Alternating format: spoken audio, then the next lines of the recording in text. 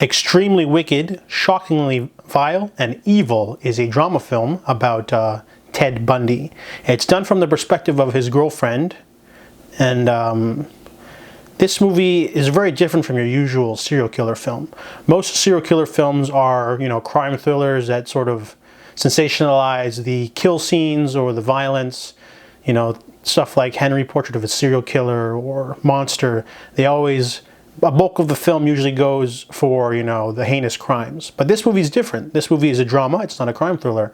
And it's done from the perspective of his girlfriend. So you don't get to see Ted Bundy, the, violent rapist serial killer. You get to see Ted Bundy as a loving family man. You get to see him as a guy who works next to you and has a wife and kid, in a way that gay people sometimes have beards to pretend to not be gay. Ted Bundy uses Julie and his adopted daughter of sorts to sort of deflect the fact that he is a psychopathic killer. And I really like this this different concept for a movie. Zac Efron plays Ted Bundy great. He's playing against type for one thing. He's got this sort of superficial magnetic charm that I really liked. And it almost seemed like a drug addict at times, because every time someone says like Ted Bundy's a killer and he's like, I'm not though, I'm innocent, you get that perspective of like what it's like to be dating someone who won't take responsibility for their actions and won't admit it at all.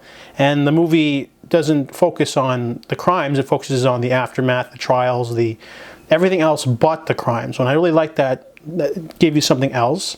I also like Lily Collins as the girlfriend. She's a really good job. There's a lot of smaller players that also do a really great job too, like John Malkovich, Kaya Scodelario, Jeffrey Donovan. All these other little players do a good job, and this movie had me captivated from beginning to end. I really enjoyed the acting. I like the different concepts. Some people might not like that. They think this is like a sanitized movie, like a movie without the violence, but I like that because it got to explore other aspects of, a deranged mind. It's not all about, showing him driving around with a crowbar and hitting people. It's more about everything else. And I really like that. It's a very fresh concept, and I got it.